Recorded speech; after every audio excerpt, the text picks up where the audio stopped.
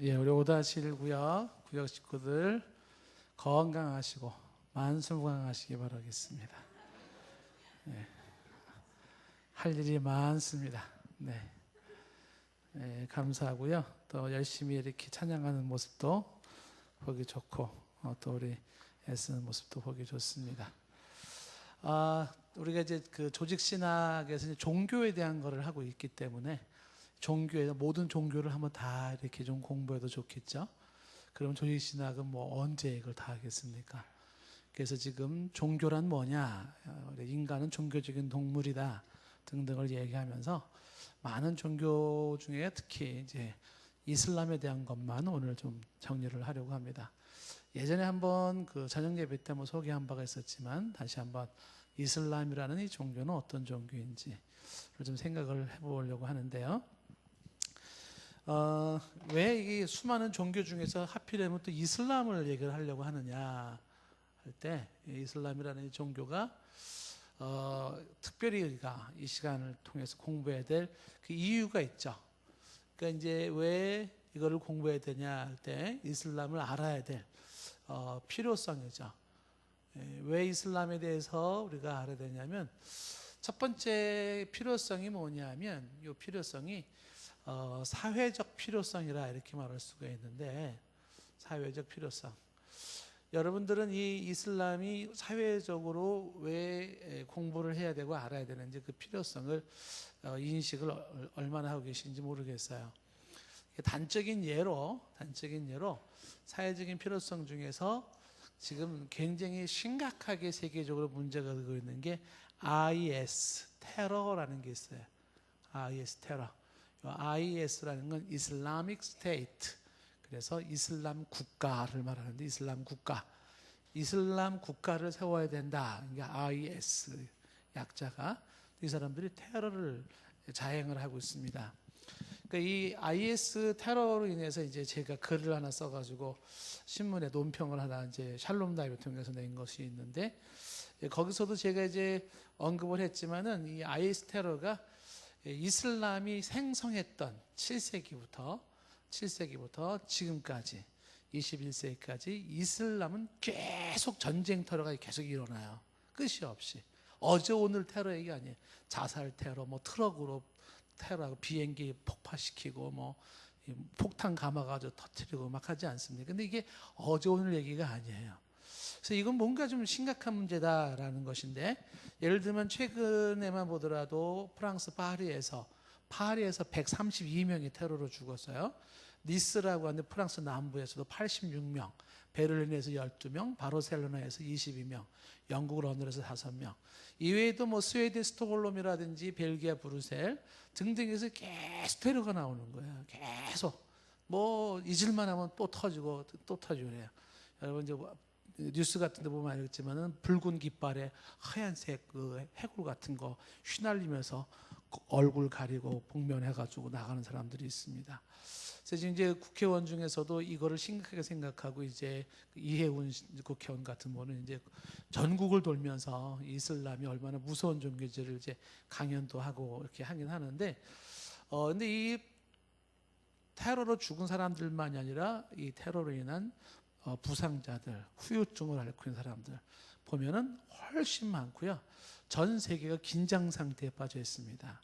근데 이게 이제 영국과 프랑스를 중심으로 유럽에서는 이제 한 가지 그 이슬람에 대한 그 실수를 한 게 있었어요. 그게 뭐냐면 지금 이슬람 사람들이 뭐 시리아를 중심으로 난민들이 이제 막 날아가거든요. 그럼 난민들을 받아줘야 되냐 받아주지 말아야 되느냐는 게 엇갈립니다.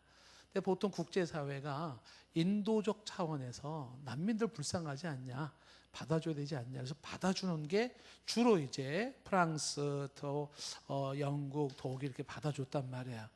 근데 받아주니까 좋은 점이 뭐냐 하면 그 유럽 사이에 3D 업종이라고 하는 거 있잖아요. 뭐 위험하고 더럽고 지저분한 이런 3D 업종은 누가 가서 일을 하냐면 이 이슬람 사람들이, 무슬림이라고 하는 이들이 가가지고 일을 하니까 사회가 얼마나 좋아요.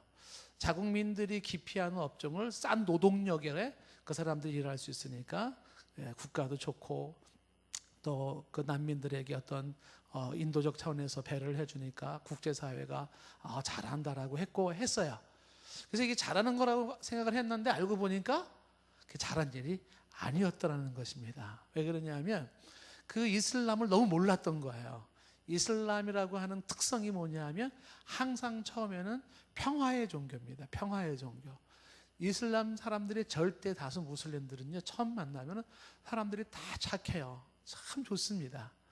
그런데 문제는 뭐냐면 그들이 가지고 있는 종교이 이슬람, 그리고 이슬람을 결정하는 우리의 성경과 같은 걸 꾸란이라고 하는데, 그 꾸란의 내용에 의해서 뭘 얘기하냐면 진정한 신자가 되어져라 강조하면서 하는 게 무슨 얘기를 하냐면, 진정한 신자가 되기 위해서는 꾸란에 충실하라, 이렇게. 우리가 성경에 충실하십시오 라는 말과 똑같은 얘기예요. 그럼 꾸란에 충실하게 되면 어떻게 되어 있는 거냐면, 꾸란에 충실하려면 알라를 위하여서 있는 그 자리에서 평화의 종교로 들어갔지만 거기에서 이제 그들이 알라를 예배할 수 있는 예배처소, 모스크를 만들어야 되고 기도처소 만들어야 되고 또 자신들의 종교 생활을 보장해 줘야 되는 그 요구가 계속 나와요. 지금 우리나라에서도 마찬가지예요. 지금 우리나라도 무슬림들이 지금 계속 가끔 나와요. 굉장히 많은 무슬림들이 우리나라 와서 데모하잖아요. 숫자가 어느 정도 형성이 되면 이 사람들은 뭐 조직을 형성해가지고 뭐냐면 우리에게 종교의 자유를 이게 강조하는 거죠.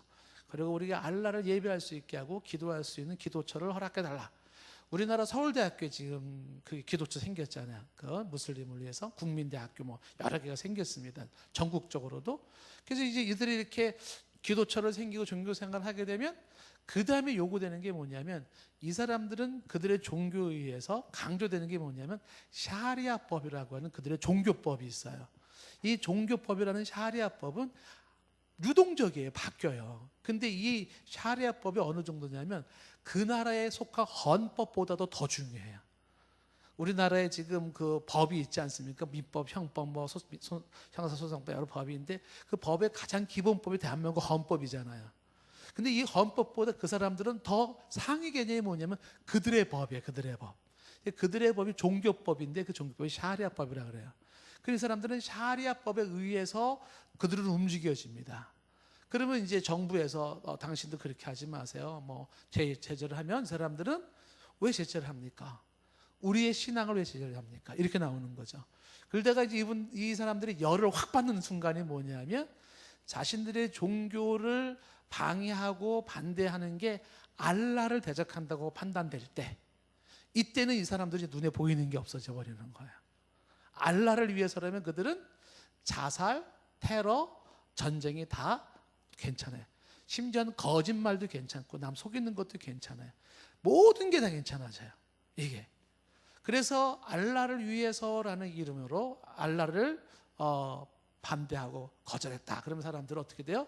그 다음서부터 나온 건 마지막 단계가 뭐냐면 전쟁이에요. 지하드라고 하는 전쟁을 불사하는 겁니다. 그래서 이 사람들이 그런 모습으로 세계에 침투해 들어갈 때 이걸 또 이용하는 사람들이 있다고요. 그런 사람들이 정치적인 야욕을 가지고 한 나라를 정복하고 또 한 나라를 다스리기 위해서 가장 활용하기 좋은 게 이 종교예요. 종교. 그 종교를 IS라는 이슬람 국가라고 하는 이게 얼마나 좋은 건지 몰라요. 진정한 우리 이슬람 국가 만들자. 그래서 우리가 이슬람 나라를 만들어서 원 없이 보장된 알라를 섬기고 예배하자. 이렇게. 그러기 위해서는 우리를 반대하는 자들은 다 적이고 죽여야 되는 대상이 되는 거예요. 죽여라. 어떻게 할까요? 그게 테러를 불사하게 되는 테러. 그래서 여기서 전쟁에서 이렇게 죽는 사람들은 이 이슬람교에서는 최고의 영웅으로 취급받게 돼요. 그리고 이들이 말하는 천국에서 제일 좋은 천국에서 아주 날씬한 몸매의 여인들, 눈이 큰 여인들이 환영하고 잔치에 들어가고 살아있는 가족들을 다 생존이 보장되는, 이렇게 되니까 테러가 이렇게 막 일어나면서 계속 이어져 나가고 있는 거죠. 영국하고 지금 프랑스를 중심으로 욕을 몰랐던 거죠. 이슬람이 처음에는 평화의 종교고 3D 업종에서 일할 수 있고 다민족 사회고 그리고 또 그 이주민들에 대한 인권 차원에서 해주니까 좋은 줄만 알았는데 아, 이게 웬일이에요? 숫자가 늘기 시작하면서 조직이 형성되고, 그러면서 샤리아법으로 뭉치기 시작하고, 그리고 마음에 안 들면은 테러를 터뜨리기 시작하고, 이러면서 이제 몸살을 앓으면서 영국이나 프랑스에서 이제 우리 이 다민족 정책에서, 특히 이슬람에 대한 다민족 정책은 실패했다고 인정을 하는 것이죠.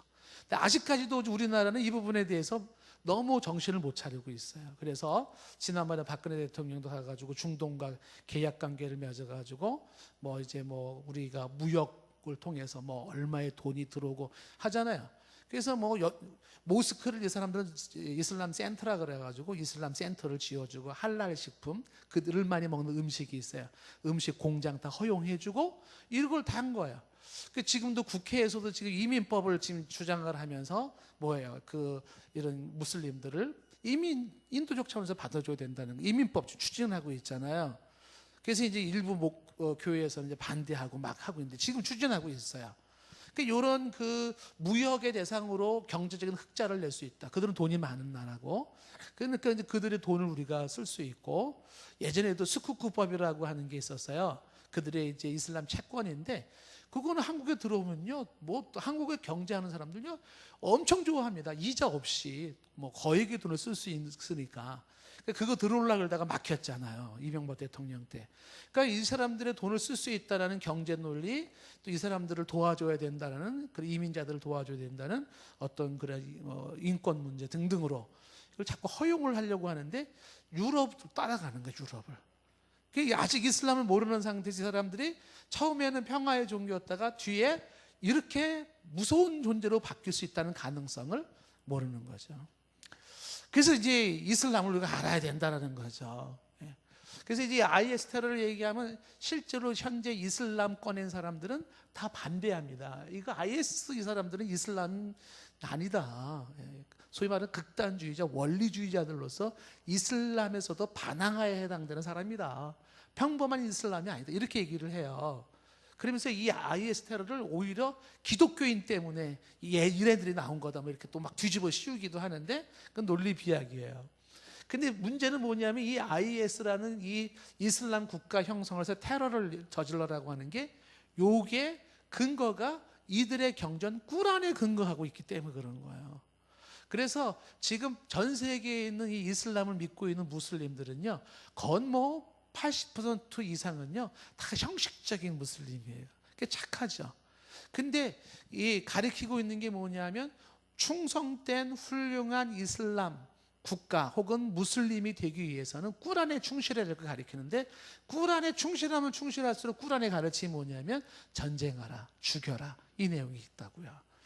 자, 그것은 해석상의 문제로 또 달리 해석을 하기도 합니다만은, 실질적으로 사회적인 문제가 되고 있다. 그래서 이슬람을 알아야 된다라는 것입니다. 그런데 이런 테러만이 문제가 아니죠. 사회적인 문제 중에서 지금 대한민국의 많은 여성들이 피해를 보고 있습니다. 그 여성들에 대한 피해가 뭐냐면, 이슬람과의 결혼 문제가 생기는 거예요. 다시 말하면 국제 결혼이 우리나라에서 이제 많이 들어오기 시작하는데, 이 국제 결혼에서 파트너가 누구냐면 이슬람을 믿고 있는 무슬림 남자들입니다. 근데 일부 여성들이, 이 무슬림 남성들이 멋있게 보이거든요. 그러니까 이들하고 결혼을 하는데, 그 결혼이 모든 결혼이 다 나쁘다고 말할 수는 없을 거예요. 그런데 그 결혼을 통해서 굉장히 많은 여성들이 속았다라고 말을 해요. 왜냐하면 전략적으로 결혼하는 경우가 많아요. 한국에 들어온 노동자들이라든지 이민 온 유학생들이나 이런 사람들은요, 이 이슬람의 정책, 포교 정책 중에 하나가 뭐냐 하면은 참 안 좋아요. 그 나라 여성과 결혼을 하라, 그리고 임신부터 시켜라, 이렇게 나와 있습니다. 그 왜 그러냐 하면, 그 나라 여성과 결혼을 하게 되면은, 임신도 시키게 되면은 특징이 뭐예요? 빨리 그 나라의 시민권을 얻을 수가 있게 되는 거예요. 근데 이 사람들은 부인을 4명까지 둘 수 있기 때문에 이미 본국에 부인이 다 있어도 문제가 안 돼요. 그리고 알라를 위해서 거짓말도 허용되고 있기 때문에 하나도 문제가 안 되는 거예요. 그리고 이 사람은 결혼을 하게 된 모든 여성은 반드시 무슬림으로 돌아가야 됩니다. 그러니까 무슬림을 확산시키는 데 좋은 게 이거예요. 그러다 보니까 한국 여성들을 타겟으로 하는데, 특히 한국 여성 중에서도 누가 제일 타겟이 되냐면 크리스찬 여성들입니다. 크리스찬 여성 중에서는 아, 이슬람이나 뭐 크리스찬 기독교나 뭐 다 아브라함의 혈통에서 태어나가지고 뭐 형제 종교고 뭐 이렇게 생각을 하는 거예요.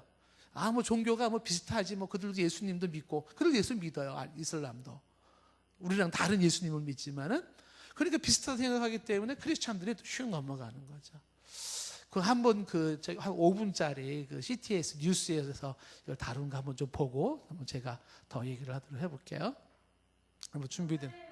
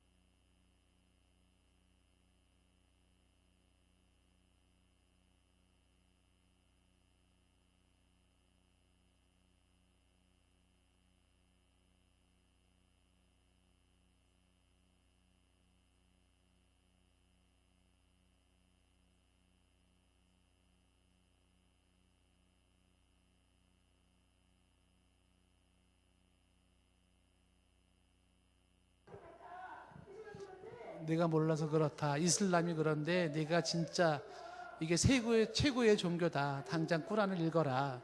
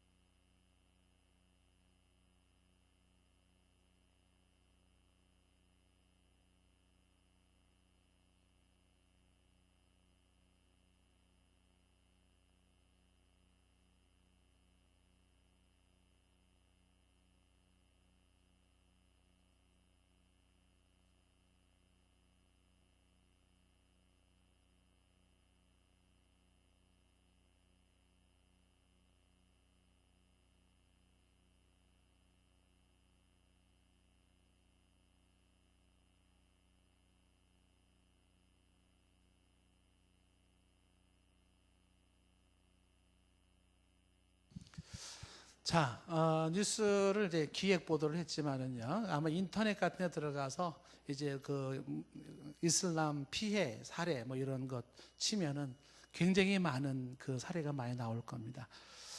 그냥 가장 큰 피해 중에 하나가 이제 테러 문제나 그다음에 국제 결혼에서 생기는 여성들의 그 당하는 피해가 굉장히 많다는 것이 이제 문제가 되고 있습니다. 그다음에 이제 이 사회적인 문제점 중에 지금 국제적으로 나오는 게 이제 이슬람 난민들의 일을 어떻게 할 것이냐라는 거예요. 참 안쓰럽죠. 난민들은 그 나라를 잃어버리고 전쟁통에 살지 못해가지고 이웃 나라로 들어가는데 주로 이제 유럽으로 많이 가지 않습니까? 그런데 이제 뭐 한국도 지금 뭐 이쪽으로 오고 싶어하는 난민들이 많고 그래서 아까 말한 것처럼 국회에서 지금 이 난민들을 받아주고 한국 국적을 줘야 되지 않냐라고 하는 움직임이 있는데. 국적을 주는 것이 그렇게 지금 급한 문제는 아니지 않느냐 반대 의론이 인권과 국적을 주는 것은 구분시켜야 된다 뭐 이렇게 얘기가 많이 나오고 있습니다. 그래서 지금 이제 이 사회적인 필요성이 이제 이런 게 굉장히 많이 지금 대두되고 있고요. 그다음에 이제 두 번째 필요성 중에 하나가 뭐냐면 우리가 왜 이슬람을 알아야 되는가라고 할 때 두 번째 필요성이 뭐냐면 이 선교적 필요성 때문에 그래요. 선교적 필요성이라고 하는 것은 지금 우리 전 세계 인구가 약 71억 정도로 보는데 71억에서 전 세계 71억 중에서 제일 숫자가 많은 종교가 이슬람이에요. 이슬람. 약 20억이 이슬람입니다. 근데 20억이라고 하는 이슬람은요, 이게 줄어드는 추세가 아니라 더 확산돼요. 이제 아까 좀 이따 나오겠지만은 왜 자꾸 늘어나는가? 그 이유가 있습니다. 여러 이유가 있는데, 그래서 이 이슬람 20억의 사람들이 있는 곳에서 이 사람들을 복음화 시켜야 돼요. 근데 이들을 복음화 시키지 못하면 복음화는 길을 딱 막혀버려요. 이슬람이 사람들이 주로 어디에 있냐면 지구를 보게 되면 적도를 중심으로 북이 10도, 남이 40도. 1040 윈도라고 하는 그 창이 있는데 그 적도 중심으로가 거의 다가 이슬람 국가들이에요. 근데 여기는 선교가 잘 안 돼요. 특히 이슬람 국가에서나 뭐 사우디아라비아나 파키스탄, 뭐 이란, 이라크, 뭐 요르단 뭐 이런 데서는 공식적으로 전도를 못 하게 되어 있고 크리스찬 명함도 못 내밀어요. 내밀었다가는 뭐 어떤 보복을 당할지도 모르기 때문에 그래서 선교가 안 되고 있습니다. 그래서 이 사람들을 어떻게 이 20억의 사람들을 전도할 것인지에 대해서 지금 이제 전 세계에서 이들을 선교하기 위한 고민을 하고 있습니다. 여러 고민들을 하고 있는데 그래서 다양한 방법을 하지만 쉽지 않아요. 그래서 이제 그건 나중에 제가 어떻게 이 사람들을 선교해야 되는지에 대한 것을 좀 한번 소개를 하겠지만 어쨌든 넘어가야 할 산이 이들이에요. 이슬람. 근데 문제는 뭐냐면 의외로 너무나 많은 사람들이 이슬람을 몰라요. 많이 들었지만 그러니까 이슬람에 대해서 굉장히 모르는 상태에서 이 사람들이 상당히 많이 들어오고 있다라는 것입니다. 그래서 이제 교회적으로도 이 이슬람을 우리가 공부할 필요가 있게 되는 건데 그래서 이제 우리가 종교를 지금 다루면서 이슬람에 대한 거를 이제 우리가 소개를 하는데 짧은 시간에 또 많은 얘기를 할 수 없어서 좀 아쉬움이 있었겠지만 하는 데까지 좀 해보겠습니다. 이게 이제 그 이슬람이라는 종교가 이걸 다른 말로 우리가 회교라고도 이렇게 부르잖아요.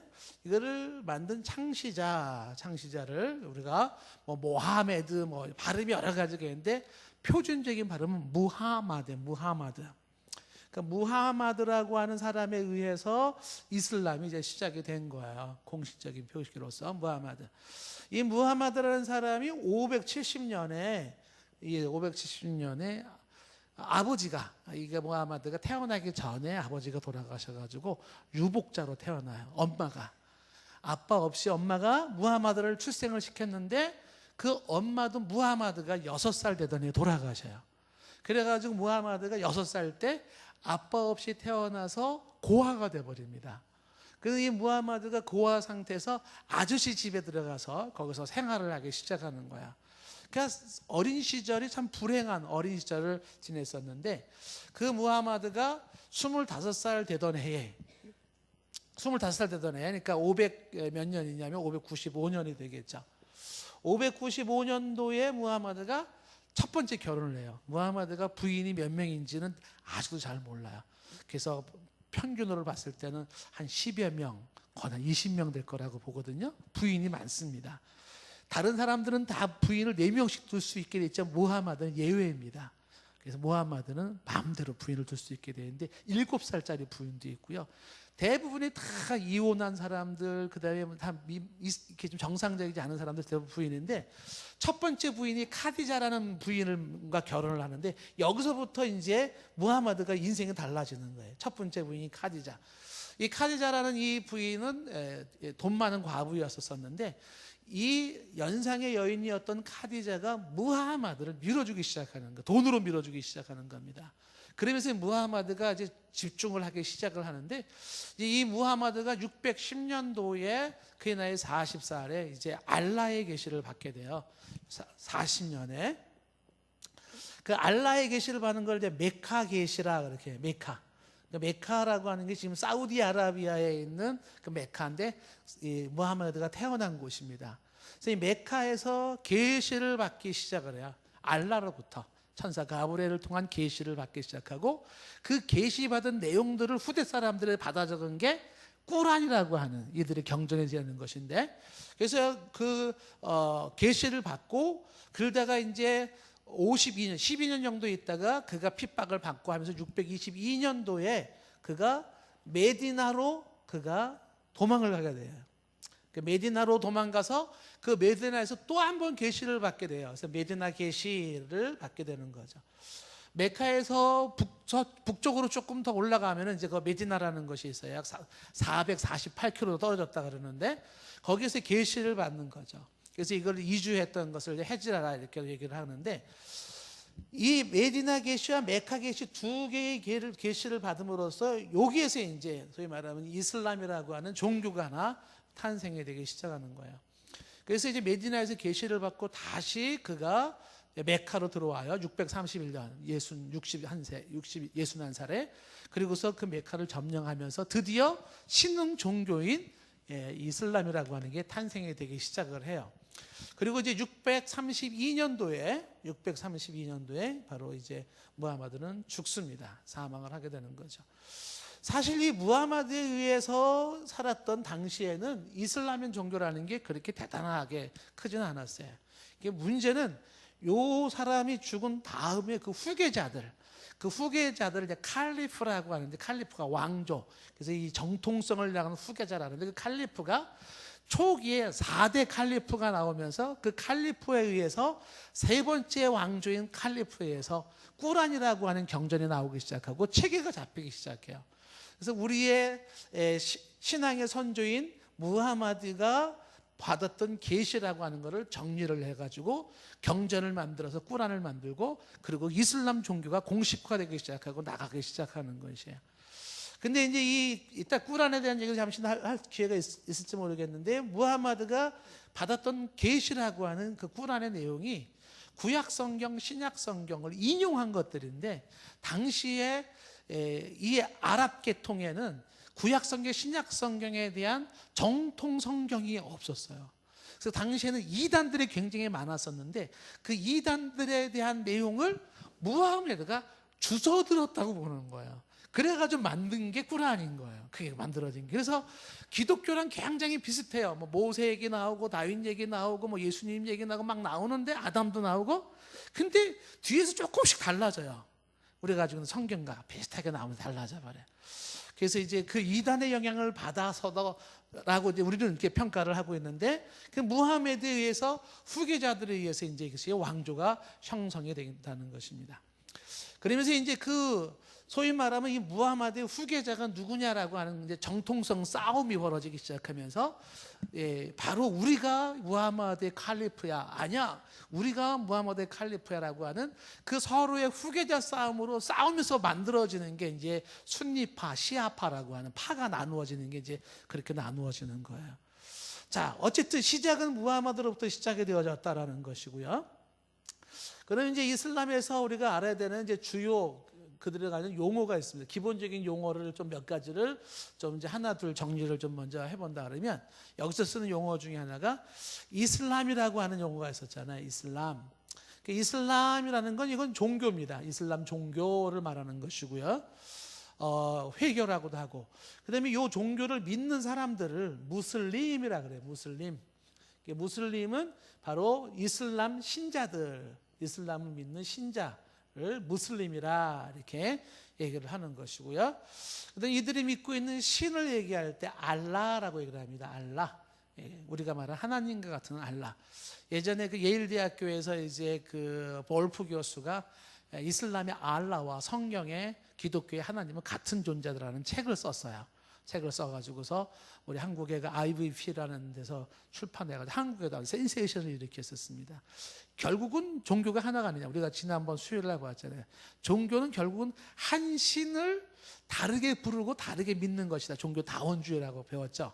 그런 모습으로 이제 이 알라와 하나님은 같은 존재라고 얘기를 했는데, 이제 샬롬 나비에서 제가 초안을 써가지고 알라와 꾸란의 알라와 성경의 하나님은 다르다. 이제 그거를 글을 써가지고 발표를 한 바가 있어요. 왜 다른지는 이제 교리적으로 쭉 설명할 수 있겠지만은요. 그래서 어쨌든 이 알라는 그들이 믿는 이슬람의 신입니다. 이슬람의 신을 바로 알라라 이렇게.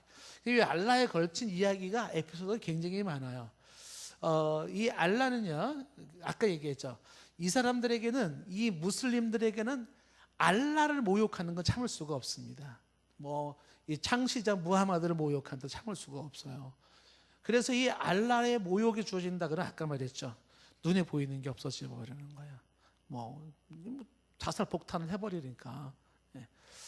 그래서 이거는 굉장히 예민한 반응이에요. 그러니까 요거를 이용해 가지고서 사람들을 이용해서 자꾸 이제 반대 세력을 처형하는, 테러를 일으키는 세력들도 있게 되는 것이에요. 알라. 그다음에 이제 이 사람들이 믿고 있는 경전을 꾸란이라 그래요. 우리가 보통 코란이라고 보통 이렇게 알려져 있는데, 정확한 발음은 이제 꾸란이 더 원문에 가까운 거죠. 이 사람들이 가지고 있는 경전으로 기독교로 말하면은 성경과 해당되는 꾸란이라고 하는 것이죠. 이 꾸란이라고 하는 것은 아까 말한 것처럼 무하메드가 계시를 받은 내용을 후대의 칼리프, 3대 칼리프 왕조에 의해서 만들어낸 것이 꾸란이라고 하는 것이. 예전에는 이 꾸란의 내용이 자꾸 바뀌었어요. 자꾸만 시간이 지날수록. 왜 바뀌었을까요? 자꾸 수정 보완을 한 거예요. 이렇게 해서 좀 더 문제가 없게끔. 그래서 이제 이 꾸란이 그들의 경전이 되고 있다라고 하는 것이고요. 그 다음에 이제 용어 중에 하나가, 이제 이들이 가지고 있는 용어 중에 하나가 라마단이라는 게 있어요. 라마단. 라마단이라는 것은 이슬람 달력으로 9월이라는 뜻인데, 9월인데, 여기가 이제 그들의 금식하는 달이에요. 금식월. 이 사람들에게는 반드시 1년에 한 번씩 한 달 동안 금식을 해야 됩니다. 라마단 동안에. 한 달 동안 굶어가지고 먹고 살 수 있을까? 금식은 해 뜰 때부터 해 질 때까지. 해가 지평선에 쭉 넘어가면 그때는 막 먹어도 괜찮아요. 그래서 재미난 현상은 라마단 기간이 끝나고 나면, 요때 라마단 기간이 끝난 이후에 무슬림들이 살이 많이 찐대요. 더 많이 먹어가지고. 그 저녁에 막 싸놨다가 해 떨어지면 막 먹을 수가 있으니까. 물론 이제 라마단도 이게 임산부라든지 전쟁 중에는 또 예외입니다. 몇 가지 예외가 있지만, 그러나 모든 사람들은 라마단을 지켜야 된다라고 하는 것이에요. 그래서 이슬람과 전쟁을 할 때도 이웃 나라들은요, 전쟁 중에도 예의를 갖춰요. 그게 뭐냐 하면, 라마단 기간은 전쟁을 안 해줍니다. 예의 갖추는 거죠. 다 굶고 있을 때 막 쏴버리고 그러면 그래서 이 라마단 기간은 이제 굉장히 영적으로도 이슬람의 그 영적인 역사가 많이 있어가지고 선교사님들이 라마단 기도회를 합니다. 라마단 기간에 선교사님 자녀들이 교통사고가 나고 막 사건을 막 생기니까, 그래서 한국 교회에다가 기도 부탁을 하죠. 라마단 기도 운동. 그래가지고서 영적인 전투를 하는 거죠. 그래서 이 기간 동안에는 그들이 지키는 바로 라마단 기간이라는 게 있고요. 그 다음에 아까 얘기했던 이제 샤리아라는 게 있어요. 샤리아. 이거는 그들이 가지고 있는 종교법입니다. 이슬람이 가지고 있는 종교법인데, 이 샤리아법은 아까 말한 것처럼 모든 법보다 가장 위에 있는 상위법입니다. 근데 문제는 이 샤리아법이 자꾸 바뀌어요. 그래가지고 어디 장단을 맞출지 몰라요. 그런데 이거에 의해서 그들은 모든 결정을 다 내려버리기 때문에 결국은 이 이슬람은 종잡을 수가 없게 되어버리는 거죠. 이게 이제 스쿠크법이라고 하는 그 아까도 얘기했지만은 채권을 우리나라가 빌려주잖아요. 그 채권 가지고서 우리나라가 그거 거기서 돈을 빌려. 이 사람들 돈이 많거든요. 그 돈을 쓰고 내가 담보한 물건도 내가 다 써요. 이자 없이 씁니다. 근데 문제는 뭐냐면 그렇게 했었어도요. 이들의 샤리아법에 의해서 언제든지 뭐 몰수할 수도 있고 뭐 어떻게 처리할지 몰라요. 그들에게 손아귀 확 넘어가는 건데 이 샤리아법이라는 게 그들이 가장 중요하게 생각하는 법이고 일정한 수의 무슬림들의 숫자가 모이기 시작하면 그 사람들은 반드시 조직을 갖게 됩니다. 그리고 그들은 샤리아법을 들먹거리면서 우리는 이 종교법에 의해서 우리는 살아가는 사람이니까 너네들의 법으로 우리를 터치하지 마라 이렇게 나오게 되면서 독자적인 행동을 하게 되고 그러면서 거기에 반대하면 어떻게 된다? 싸우는 거야. 적입니다. 반드시 죽여야 되는 게 되는 것이죠. 자, 그러면서 이제 이 용어 중에 하나가 모스크라는 게 있어요. 이 모스크라는 거는 우리로 말하면 예배당인데 바로 모스크 회당입니다. 어딜 가든지 이슬람 회당을 찾아보는 건 쉬워요. 둥근 지붕이 둥글게 되어 있고 그다음에 꼭 거기에는 달, 초승달이 이렇게 붙어 있고 별이 이렇게 붙어 있어요. 이게 모스크. 근데 우리나라 모스크의 가장 큰 모스크가 지금 한남동에 있잖아요. 저도 몇 번 가봤는데 전도하러. 오해하지 마세요. 거기 가보면 거기 한남동의 모스크가 박정희 대통령한테 지어준 건데 박근혜 대통령이 그걸 더 확장해 준다고 했다가 막 반대했었잖아요. 그 확장도 대한민국 정부 신경 쓰지 마라. 우리 돈으로 하겠다 이렇게 되는 거거든요. 근데 우리 지금 전국에 모스크가 몇 군데 지금 있어요. 이미 이 사람들이 여기에 모여가지고서 이제 예배하는 것이죠. 라마단 기간에 혹시 라마단 기간이 이게 태양력으로는 한 7월 정도 되거든요. 이슬람 달력이 9월이라 하면 그 7월은 라마단 기간에 한번 한남동의 모스크 한번 가보면요, 무슬림들이 상당수 그냥 거기서 낮엔 거의 자요. 막 몰려 있어요. 쉼이 없으니까 아무것도 못 하죠. 뭐 사람들이 쭉 있습니다. 거기는 뭐 누구나 지금 가서 볼 수가 있으니까 회당을 이제 모스크라 이렇게 부르는 것이고, 그다음에 이 사람들이 가장 중요하게 생각하는 성지가 바로 메카야. 메카. 그래서 메카는 그 무하메드가 탄생한 곳으로서 메카라고 하는 그 성지에는 이 사람들은 무슬림들은 평생에 한 번은 꼭 성지 순례를 해야 돼. 의무적으로 평생에 한 번 이 메카를 가야 됩니다. 그래서 이 메카 라마단 기간이라든지 특정 기간에는 성지에는 사람들이 어마어마하게 모입니다. 어느 정도로 모이냐면 밟혀 죽을 만큼. 전 세계에 20억 사람들 중에 평생에 꼭 가야 되는 게 뭐냐, 여기 가야 돼요. 이 사람들의 구원관은 행위 구원이기 때문에 5가지에 꼭 중요하게 여기는 게 있어요. 이따 설명하겠지만 그 중에 하나가 뭐냐면 성지 방문입니다. 여기를 갔다 와야지 구원받아요. 어떤 일이 있어도요. 그러니까 사우디아라비아에 있는 그 메카라고 하는 성지. 그래서 이 사람들은 이제 기도를 하더라도 항상 메카가 있는 곳을 향하여, 동편을 향하여서 기도를 하고 그러죠, 사람들이. 그 다음에 이 사람들의 이제 지도자가 이맘이라고 하는 게 있어요. 이맘은 이제 우리로 말하면 목회자와 같은 것인데 지도자입니다. 근데 이 이맘에 대한 지도자가 종교적인 영적 지도자인가 아니면 정치와 종교라고 하는 지도자인가, 여기에서 이제 달라지는 거죠. 영적 지도자이냐 혹은 정치와 영적인 지도자이냐, 이게 달라지죠.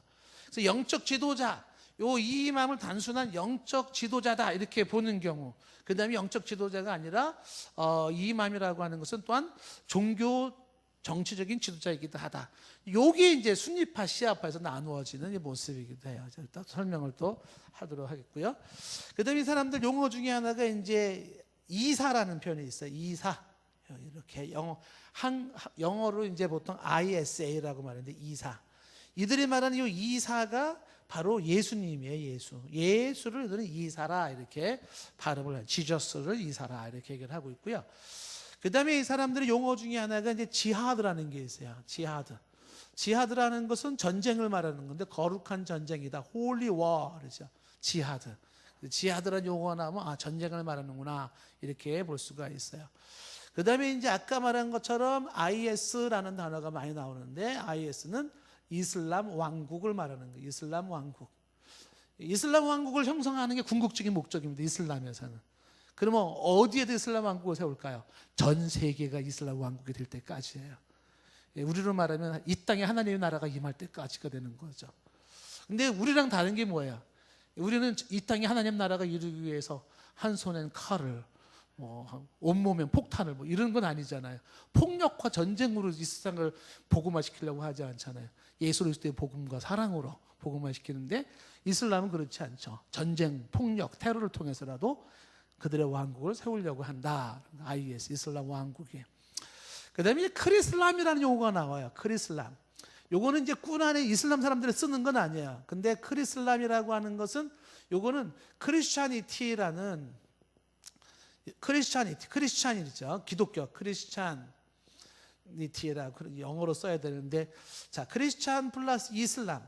그러니까 즉 예수 그리스도를 믿는 무슬림, 예수 그리스도를 믿는 무슬림이 있어요. 이런 사람들을 이제 크리슬람이라 이렇게 보통 부르기도 합니다.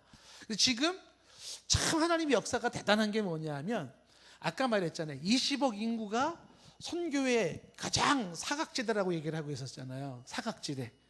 선교사님들이 저기서 선교가 안 되잖아요. 기독교 얘기 꺼내서부터 자기 명함도 못 내밀어요. 크리스찬이라는 건 말도 못 꺼냅니다. 그래서 실제로 사우디아라비아 선교사님한테 선교 잘 되나요? 그러면은 무슨 선교를, 거기서 살아남고 있는 것만도 기적인데, 그냥 밥 먹고 사는 것만도 기적이에요. 안 됩니다. 그런데 놀라운 사실이 뭐냐면요, 요즘 이슬람 국가에 굉장히 많은 인도네시아부터 시작해가지고서 심지어는 이제 이집트, 터키 다 이슬람 국가들이에요. 말레이시아. 근데 여기에 아주 용감한 이슬람 선교사가 있어요. 용감한 이슬람 선교사가. 이 사람이 가가지고요, 담대하게 복음을 선포하는 거라 가지고 예수 그리스도로 선포하는 거. 우리는 죄인이요, 죄값으로는 하나님의 심판을 받게 되어 있고, 오직 예수만이 우리의 죄를 사할 수 있어. 그 예수를 믿음으로 죄 사함 받고 하나님으로부터 정죄받지 않고 죄 사함을 받고 영생을 받습니다. 외치는 세례 요한 같은 사람이 있어요. 미국 사람인데 게리슨이라고 하는. 근데 이 사람이 선포하고 다니는데 어마어마한 역사가 뭐냐면, 수많은 무슬림들이 그 얘기를 듣고 회개하는 거예요. 그리고 나는 예수를 믿겠습니다. 그리고 주님을 영접하고 세례를 받아요. 이게 구름대처럼 몰려들기 시작하는 거야. 이런 역사가 있을 줄은 아무도 몰랐죠. 어마어마한 역사가. 그러면서 이제 여전히 그들은 이슬람이라고 하는 종교 속에 살고 있으면서 그 안에서 크리스찬 신앙을 갖게 되는 거예요. 그래서 그 합성어가 크리슬람이 되는 것인데, 그들은 종교가 곧 그들의 문화고 그들의 이념이고 그들의 삶이에요. 그러니까 이 무슬림들에게서는 이슬람이라는 종교를 빼면 삶이 없어져 버리는 거예요. 그러니까 그들은 모두 먹고 사는 것이 다 이슬람 종교입니다. 이 종교는요, 그들의 삶이고 그들의 이념이에요. 정치고. 그러니까 무슬림들에게서 이슬람이라는 것은 떨어질 수가 없는 것들이죠. 그러니까 그들은 여전히 이슬람 종교의 모습을 가지고 있으면서 예수 그리스도를 믿어 예수님을 나의 주로 신앙 고백을 해요. 그런 사람을 이제 크리슬람이라고 하는데, 크리슬람들이 상당히 많이 늘어나고 있다는 거죠. 그래서 우리 크리슬람들이 가지고 있는 교리적 신앙적인 문제점들이 많이 나와요. 혼합주의. 그래서 그런 부분들은 이제 후대 선교사들이 좀 정리를 해야 된다라고 하는 것입니다. 자, 이런 용어들이 있다라는 것이고요. 그 다음에 이제 네 번째로 우리가 봐야 되는 것은, 이 이슬람은 종파가 있어요. 종파가, 대표적인 종파가 뭐냐면 아까 말한 것처럼 첫 번째가 순니파라고 하는 종파가 있습니다. 전체 이슬람의 80% 이상이, 80에서 90%는 다 순니파예요. 순니파. 그 순니파가 있고, 그 다음에 순니파와 함께 늘 전쟁, 서로가 전쟁하는 게 누구냐면 시아파라는 게 있습니다. 시아파. 이 시아파라고 하는 사람들은 전체 이슬람 인구 중에 약 10 내지 20%가 시아파에 해당되는 거예요. 그 순니파, 시아파의 차이점은 아까 여기 나왔잖아요. 이맘을 특히 이해할 때 어떻게 이해해야 될 것인가라는 거예요. 그러니까 순니파에서는 이맘은 단순히 영적 지도자에 해당되는 거예요. 이맘은. 근데 시아파는 아니에요. 시아파는 그 이맘이라는 영적 지도자는 정치 지도자이기도 해요. 그 시아파가 예를 들어서 정권을 잡았다. 그러면 어떻게 되냐면, 이맘이라고 하는 사람이 정치의 수장이 되어지고 영적인 역할을 감당해요. 그런데 만약에 이제 순니파가 정권을 잡았다. 그렇게 되면 어떻게 돼요? 거기는 정치 지도자가 따로 있죠. 뭐 대통령이 따로 있고, 그다음에 영적 지도자 이맘은 또 따로 있습니다. 그때 정치 지도자와 이맘 영적 지도자는 누가 더 권세가 더 많냐면 영적 지도자 이맘의 권한이 더 커요. 그러니까 우리나라가 다른 나라랑 뭔가 관계를 맺어도 항상 놓치지 말아야 되는 게 뭐냐면요, 이맘이에요. 이맘. 그 이맘이 대표성을 갖는 이맘이 있고 여러 이맘들이 있는데, 이 이맘의 파워가 이슬람에서는 제일 큰 파워를 가지고 있다는 것이죠. 정치적인 파워부터 시작해가지고, 혹시 정치적이 아니더라도 정치하는 사람들의 머리 위에서 좌우하는 게 이맘이라고 하는 사람이에요. 아프리카를 이해하기 위해서는 족장을 이해하지 못하면, 부족 족장을 이해하지 못하면 아프리카를 이해를 못해요. 거기는 대통령이 아무리 강해도요, 부족의 족장이 일단은 최고입니다. 대통령보다도. 마찬가지로 이슬람에서는요, 이 이맘의 파워를 모르면은 그들을 이해할 수 없게 된다는 것이죠. 그래서 순니파, 시아파가 대표적인 파인데, 서로가 누가 정권을 잡을 것이냐, 이 문제 가지고서 지금 계속 싸우고 있는 것입니다. 그래서 왜 순니파, 시아파가 나눠진 건 아까도 얘기를 했잖아요. 이 사람들이 나눠지는 것은 무하마드 뒤를 이은 칼리프 왕조가, 어느 왕조가 진짜 우리의 정통성이냐라고 하는 이제 무하마드의 사위 알리가 있어요. 알리. 그러니까 알리를 이어받는 게 우리 정통 칼리프가 아니냐. 무슨 소리 하는 거냐? 뭐 사위가 뭐가 중요하냐? 여기 지금 이슬람을 세운 사람들 초대에 이게 4대까지 칼리프가 이어지고 5대, 6대, 7대부터 이게 막 퍼져나가기 시작하고 왕성해지는데, 그 5대, 6대, 7대로 넘어갔던 이 대가 있지 않냐? 이거 따라가야 되지 않냐? 이렇게. 그러면서 순니파, 시아파가 나누어지는데, 그 대립이 지금도 어떤 대립이냐면 둘의 대립은 누가 무하마드의 정통성을 가지고 있느냐, 그 사람이 나라의 정치 지도자가 돼야 된다. 바로 이 부싸움이에요. 그래서 순니파, 시아파가 계속 정권 싸움이 이루어지고 서로가 대적하고 있습니다. 대표적인 종파가 순니파, 시아파가 있고, 그다음에 종파 중에 하나가 어떤 종파가 있냐면 수피파라는 종파가 있어요. 이 수피파는 누구냐면 순니파, 시아파의 개념하고는 조금 다릅니다. 수피파는 이슬람 신비주의자들이에요. 신비주의자들. 그래서 이 신비주의자들 수피파는 이제 보통 퍼센티지는 얼마가 안 되는데, 영성을 강조하고 명상을 추구하고, 그래서 정통 이슬람 순니 시아파를 다 무시합니다. 그리고 유럽으로 들어가죠. 그러면 이제 대부분의 80%, 90, 10%, 20% 수피파, 소수파가 있어요. 그러면 그 다음에 기타 파는요, 헤아릴 수가 없이 많다는 거예요. 소수파들은요. 엄청 많아요. 그래서 만약에 누가 이슬람 살에서 어느 분이 책을 썼다. 그러면 그 책은요, 어디 사람이 책을 쓴 거냐에 따라서 이슬람에 대한 생각이 다 다릅니다. 책 쓰는 게. 하나의 사상으로 통일이 안 되는 거죠. 그게 이제 우리가 멋모르고, 야, 내가 무슬림이다. 무슬림 학자가 책을 썼다. 야, 우리 이슬람은 평화의 종교다. 무슨 전쟁의 종교냐. 막 이렇게 했다고 가정을 해보세요. 그럼 그 사람이 어디 소속된 사람이냐에 따라서 얘기가 달라지는 거예요. 근데 문제는 뭐냐면, 어디 소속이 있든지 간에 중요한 거는 항상 분명한 무슬림이 되기 위해서는 꾸란에 충실하라. 이렇게. 그럼 꾸란에 충실하면 충실할수록 여기서 강조하는 게 뭐예요? 이슬람 왕국을 형성하라. 이슬람 왕국을 반대하는 사람은 적으로 간주해라. 특히 이슬람 왕국을 형성하는데 가장 큰 걸림돌이 누구냐면 유대인하고 기독교인이에요. 그래서 유대인들은 구약 성경을 망쳐버렸고, 기독교인은 신약 성경을 망쳐버렸다는 거예요. 그래서 꾸란에 뭐라고 되어 있냐면, 꾸란의 이중성이 뭐냐면, 어떤 데는 이 크리스찬들, 여기 이제 무슬림이나 그 크리스찬들을 체계 백성이라고 말해요. 체계 백성이라서 people of the book이라고 할 때 그 북이 대문자를 씁니다. 체계 백성들은 유대인과 기독교인인데 이들을 친구 삼아라라는 게 나와요. 그러면서 또 뒤편에 가면 체계 백성들을 만났을 때는 어떻게 하라? 죽이라고 되어 있어요. 처형시켜라. 그래서 이 책이 크리스찬들을 처음에는 막 우호적으로 나오다가도 자기네들을 반대한다, 그런 세력에 등장된다 그러면 어떻게 된다고요? 크리스찬들만 죽이는 거예요. 그래서 그 동영상 막 나오죠. IS들이 크리스찬들 십자가, 노란 옷 입히고 십자가 걸어놓고서 다 전기톱으로 막 목도 자르고 또 죽이잖아요. 참수시켜버리잖아요. 어마어마하게. 지금도 크리스천들이요, 무슬림권에서 그 순교자들이 엄청 많이 나옵니다. 산채로 사람 불태워서 막 죽여버리고요. 예, 아주 뭐 눈 뜨고 볼 수가 없어요. 그 처형하는 장면이요. 여러분 그 동영상 뭐 충분히 들어가면 볼 수가 있습니다. 많이 떠 있어요. 말도 못해요.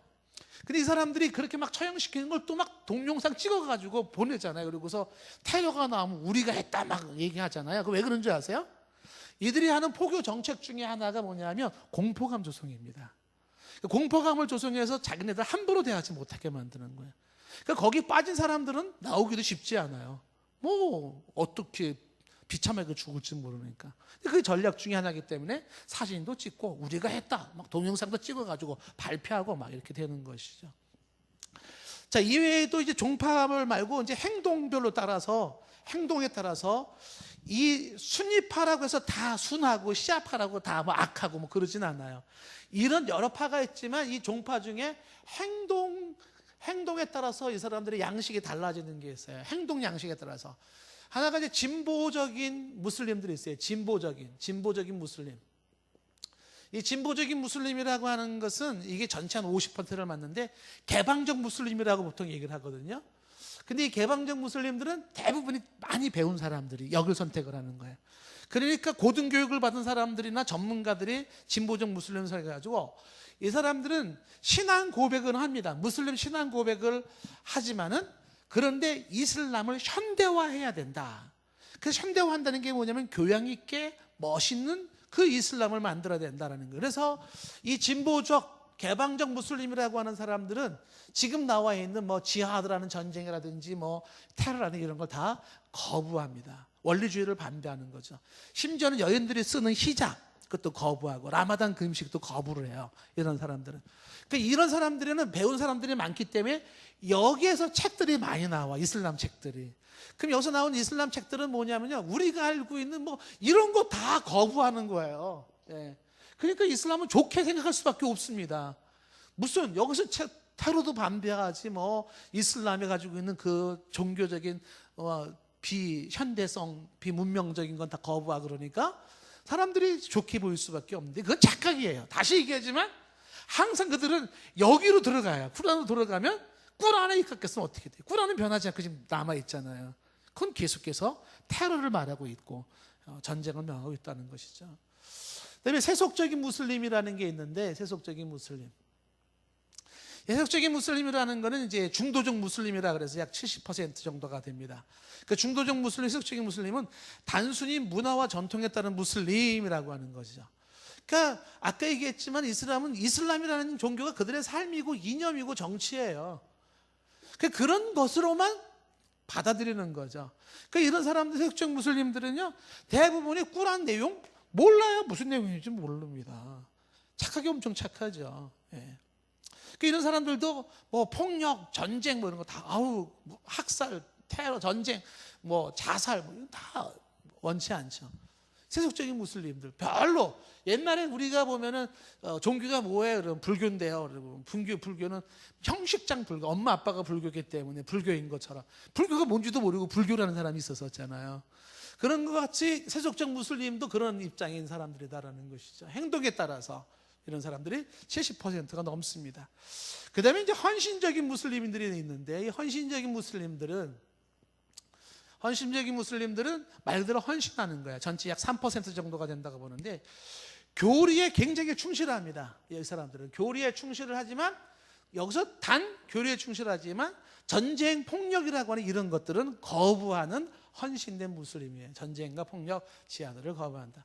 그 다음에 이제 형제단이라고 보통 일컬어지는 원리주의라는 게 있어요. 원리주의 무슬림이 있는데 이 사람들은 이제 극단적 무슬림이라, 극단적 혹은 급진적이라고 얘기를 하죠. 급진적 무슬림. 그러니까 이 사람들은 우리가 보통 말하는 IS급에 해당되는 빈라덴, 오사마 빈라덴 같은 사람들인데 이런 사람들은 말 그대로 이렇게 나가는 거예요. 근데 이제 그 지하드라고 하는 전쟁의 3단계를 얘기를 한다고요. 이거는 다 우리 크리스찬들이 만들어낸 게 아니에요. 이쪽에 몸담고 있었던 사람들이 거기서 회의를 느끼고 나온 사람들이 하는 얘기들입니다. 그 지하드의 3단계가 있는데 3단계가 첫 번째 단계가 뭐냐면 평화의 단계입니다. 이슬람은 처음에는요 평화로 시작이 돼요. 근데 평화로 시작해가지고 사람들이 하나둘 모이기 시작하면요, 그 사람들은 인권을 강조하고 그들의 종교를 강조하기 시작하잖아요. 기도처를 만들어 달라 뭐 얘기를 하잖아요. 기도처를 강조하잖아요. 그리고 샤리아법으로 우리는 뭉친다 이렇게 되는 거죠. 서서히 조직화하는데 샤리아법에 의해서 그들은 조직을 갖추기 시작해요. 조직, 군사적인 조직, 재정적인 조직을 갖게 되면서 샤리아법으로 자신들의 입지를 주장을 하는 거예요. 그 다음에 3단계가 뭐냐면 자기네들이 받아들이지 아니한다고 판단될 때 그 다음에 나오는 게 전쟁이라는 거예요. 전쟁. 그 전쟁에서는 순교를 강조하거든요. 죽는 게 가장 큰 영광이거든요. 순교. 그런데 지금 우리가 예의주시하는 게 뭐냐면 여기 이 사람들은요, 말했잖아요. 다 전쟁 거부해요. 전쟁 싫어합니다. 그리고 테러도 싫어하는 거예요. 원리주의자라고 하는 이 사람들만이 유별나다. 이 사람들은 무슬림도 아니다. 이렇게까지만 얘기를 하면서 이슬람의 어떤 사생아 같이 취급을 하거든요. 그러면 이 원리주의 무슬림들은 태어날 때부터 원리주의 무슬림으로 태어났을까요? 아니에요. 다 여기서 온 사람들이에요. 그게 무섭다는 거예요. 그럼 왜 이 사람들이 여기까지 왔는가? 와가지고 왜 전쟁을 하는가라고 할 때 이 이슬람의 정신적인 영적인 지주가 있습니다. 사이트 쿠투비라고 하는 사람이 있는데 이 사람이 젊은 나이 이집트에서 처형당해 죽었는데 이 사람 미국에서 공부하고 이슬람에게 혁명을 가한 사람이에요. 그게 뭐냐면 미국에서 공부를 해보니까 굉장히 물량주의에 물들어 있는 미국이라고 하는 비무슬림권, 비이슬람권의 물량주의 회의를 느낍니다. 썩어 뭉들어졌다 이렇게. 그리고 또 하나 분노하는 게 뭐냐면 소위 무슬림이라고 하는 사람들을 가만히 보니까 형식적이고 도무지 충성됨이 없어요. 꾸란에 충성됨이 없는 거예요. 그래서 이 형식적인 무슬림들 이슬람에 분노하기 시작하는 거예요. 비무슬림이지만 물량에 치우쳐 있고 이슬람이라고는 하지만은 근데 굉장히 믿음도 없어 보이는 성경의 꾸란에 충실하지 않은 모습에 분노하고 있는 사이드 쿠투비 말하기를 진정한 무슬림이 되십시오. 진정한 무슬림이 뭐예요? 이 땅에 진정한 이슬람 왕국을 형성하십시오 라고 하는 그 글을 책을 씁니다. 책. 이게 지하서적이에요. 지하서적. 이 책을 탐독하게 되면 사람들이 진정한 무슬림이 돼야지. 그러면서 그 탐독하면서 영향을 받은 게 뭐냐면 꾸란을 통해서 사이드 쿠투브의 사상이 뭐냐면 폭력을 불사하고 전쟁을 불사해서라도 알라가 다스리는 나라를 만들어야 된다는 사상이 무장이 되는 거예요. 그 사람들이 처처해서 아이스 세력으로 혹은 막 그런 여러 폭력 단체로 여기저기 나오는 게 현재 실정인 거예요. 우리 옛날에 그 운동권, 죄송해요. 이게 또 오해가 될지 모르겠는데 사상 무장을 한다고요. 그 사상 무장이 되어지면 언제든지 원리주의적 무슬림이 될 수 있는 극단적 무슬림이 될 수가 있는 거예요. 이게 무섭다는 거죠. 그러니까 우리가 이슬람 그러면 한 가지만 볼 수가 없다는 거예요. 평화의 종교만 논할 수가 없다는 거예요. 제가 강조하고 싶은 게 뭐냐면 이슬람이라는 종교가 살아있는 한, 그리고 꾸란을 근거로 하고 있는 한 테러는 반드시 있기 마련이에요. 왜 그러냐면 이게 1000년이 넘도록 계속되어 온 역사예요. 어제 오늘 얘기가 아니라니까요, 이 테러가. 그러니까 그런 역사 속에 나타나고 있기 때문에 인도적 차원에서 그쪽에 오일 머니가 많으니까 돈을 우리가 가족 경제 부흥을 위해서 중동의 돈을 할랄 식품을 해가지고 수쿠크법을 통해서 이런 게 그들이 가지고 있는 돈을 통한 선교 포교 전략이 그런 걸 모르는 거죠. 그러니까 국회에서 이거를 법으로 통용을 하려고 그러다가 계속 브레이크 걸리잖아요. 지금 이민법도 지금 걸려 있잖아요. 지금 그 동성애하고 이 이슬람 이 사람들에 대한 그 법에 대해서 지금 계속 좀 논쟁점이 있는 것이죠. 자, 이 사람들에 대한 이야기는 생활 원리가 이제 몇 가지 나오고 좀 더 얘기를 해야 되는데 이 사람들이 가지고 남녀관, 결혼관, 그 다음에 현재 대한민국의 이슬람의 현 상황이 어떠하냐 이런 것도 좀 봐야 됩니다. 사실 타 종교를 얘기한다는 건 쉽지 않을 수는 있겠지만 나타난 우리가 사실에 입각한 내용들을 말씀을 드렸어요. 다음 시간에 만약에 필요하면 못한 부분을 더 하도록 하고, 만약에 못한다 하더라도 이슬람이란 종교가 그런 종교구나 이렇게 여러분들이 알아두신다면 또 한결 피해를 또 막을 수도 있다고 보고요. 제가 말씀드리지만 대부분의 무슬림들 있잖아요. 대부분의 무슬림들 착합니다. 엄청 착해요. 정말 남의 물건 손 안 대고요. 이 사람들에겐 동성애가 씨도 안 먹혀요. 동성애 무슨 동성애? 남의 물건 손 대면 손 잘라버려요. 그러니까 정직하지, 깨끗해 보이지, 좋아 보인다고요. 그거를 선호하시는 분이 계세요. 특히 이 사람들 중에 운동선수들이 많거든요. 뭐 아프리카권에 북아프리카는 거기는 이슬람 사람들입니다. 무슬림들이에요. 근데 거기 축구 잘하는 사람들이 유럽으로 메이저리그로 들어가거든요. 그러면 거기 축구 세계적인 선수들이요 보니까 북아프리카에서 온 선수 중에 잘 뛰는데 되게 착한 거예요. 나름대로 정직하게 하려고 애를 쓰는 거예요. 알라를 위해서는 거짓말이 가능하지만 일상생활에 술 안 먹지, 그런 오락 이런 거 기피하지, 음란한 생활 안 하지, 되게 좋아 보여. 그게 또 영향 받아가지고 멤버 축구 선수들이 또 걸려 들어가는 거예요. 들어가요. 이슬람의 진모 전 넓은 부분을 보지 못한 데서 만들어내는 아쉬움이죠. 근데 우리나라가요 지금 이 이슬람에 대해서 안전지대가 아니에요. 대표적으로 하나만 얘기하고 좀 마칠게요. 지금 우리나라 현황을 내가 쭉 얘기 못했는데요, 참 기가 막힌 현상이 벌어졌어요. 우리나라에 이 이슬람 경전이죠, 아랍어로 되어 있는데 그 아랍어의 전문가를 가르칠 수 있는 교수들이 몇 명 안 돼. 교수들이 고등학교에서 이 아랍어를 가르칠 수 있는 고등학교 선생님 거의 전무합니다. 전무 없어요. 근데 우리나라 고등학교 3학년 학생들 제2 외국어에 아랍어가 있어요. 가르치는 선생님은 없는데 아랍어가 제2 외국어입니다. 근데 애들이 수능 만점 맞는 비결 중에 하나가 제2 외국어에서 아랍어를 선택하는데 많은 학생들이 아랍어로 몰립니다. 선생님도 없는 아랍어로 몰려들어요. 왜냐하면 그 아랍어는요 선택만 하면 거의 만점 나오게 되어 있답니다. 간단하게 모스크바 가가지고요 몇 번 왔다 갔다 해서 보면은요 그러면 만점 나온대요. 아니 선생님도 없는데 그 제2외국어를 문제를 나눠놓고서 만점을 주니까 그래서 이제 항의를 한 겁니다. 이건 형평성이 안 맞는다. 중국어 독일어 제2외국어 해가지고 만점 못 맞아가지고서 막 쩔쩔매는 애들이 있는데 그 쉽게 아랍어 해가지고 만점 맞으면 이게 어떻게 그 수능 점수를 같이 줄 수 있냐 해서 이건 형평성이 안 맞는다고 항의하지만 안 통합니다. 그게 그대로 유지되는 거예요. 그 왜 통할까? EBS 방송국에서요 이슬람을 옹호하고 심지어는요 MBC에서요 이슬람을 좋은 종교로 오부작하다가 5번째 작품에서 방송이 취소됐잖아요. 그 이유 중에 하나가 뭐냐면 PD가 무슬림한테 20억인가 돈을 받게 들킨 거예요. 이건 국회의원이 한 얘기니까. 그러니까 이런 돈으로다가 매수해서 들어가기 시작해. 지금 우리나라야 고려대학교의 교수 이슬람 센터 지어준다 그래요.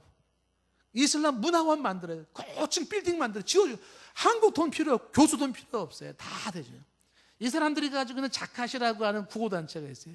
그 구호단체가요 유학생들한테 유학 장비도 해주고 이슬람 포교를 위해서요 돈을 수쿠쿠법 아까 말했죠. 그런 거 채권 그 다음에 무슨 교육계 법조계 쫙 뿌립니다. 그럼 이 영향을 받은 사람들은요 어떻게 돼요? 그 장학금 받고 공부했다. 그럼 그쪽에 멤버가 되는 거예요. 거기에 돈 받아가지고 빌딩 하나 세워가지고 연구소 하나, 중동 연구소 하나 세웠다. 그럼 어떻게 돼요? 그쪽에 소속이 되는 겁니다. 이게 이슬람의 포교 전략이기도 해요. 이게 만만치 않습니다. 근데 이 피해가 쉽지 않은 모습도 있다는 것이죠. 자, 참고하시기 바라겠습니다. 기도하겠습니다.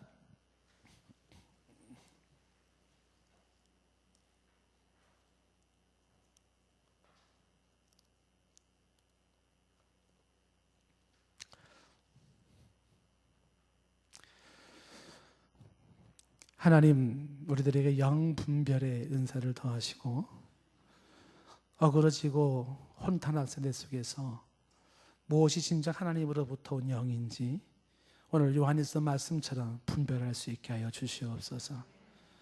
그리스도의 복음에 머물지 못하도록 혼동케 하는 게 너무 많은데 특히 또 이슬람으로 인한 각종 여러 가지 사회적, 교리적, 종교적 피해도 저들이 염려하는 바가 있사오니 아버지 하나님 도우셔서 주의 은혜 가운데 이런 것에 휘말리지 않도록 도와주시고 우리의 심령과 대한민국이 휘말리지 않고 또 세계가 그 피해로 몸살을 겪는 일이 없도록, 그리고 어떻게 보면은 아직도 이 무슬림에 속해 있는, 이슬람에 속해 있는 무슬림들도 선의의 피해를 보는 사람들도 많이 있을 텐데 하나님께서 자비와 긍휼 속에 그들이 그리스도의 복음을 알고 또 그리스도께 돌아와 은혜를 입는 역사가 있게 하옵소서. 예수님의 이름으로 기도드리옵나이다. 아멘.